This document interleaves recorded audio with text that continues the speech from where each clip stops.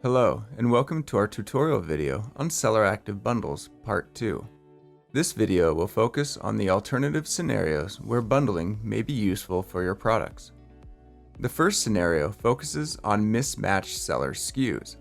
As a SKU-based system, Seller Active requires that your products be listed to the various channels using the same seller SKU. This allows our system to sync quantity, among other benefits. If your seller SKUs do not match across channels, you have the option of bundling these SKUs with a one-to-one relationship. This process is identical to the steps taken for creating a bundle in Part 1 of this series. You have the option to make a bundle association via our user interface or by bulk using the bundles template.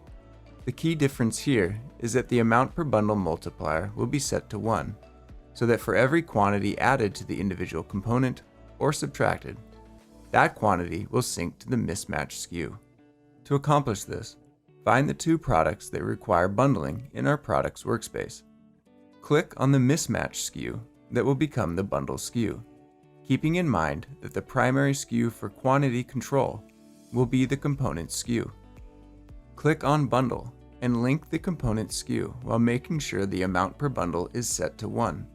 You have now connected the mismatched SKUs, and their quantity will be controlled by the component SKU moving forward.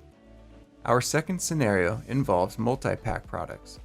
If you sell products in multi-packs, bundling these items to your single-pack products will provide accurate quantity synchronization, depending on the individual quantity available. Find the multi-pack item in your Product workspace. Click on the SKU again, and then Bundle. Select Create Bundle and search for the single-pack product SKU before linking the SKU and providing the correct multi-pack quantity in the amount per bundle field.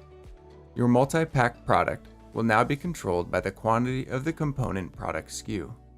Thank you again for watching Part 2 of our bundle tutorial. If you have not watched Part 1 of the bundle tutorial series, please click on the link in the top right-hand corner of this video.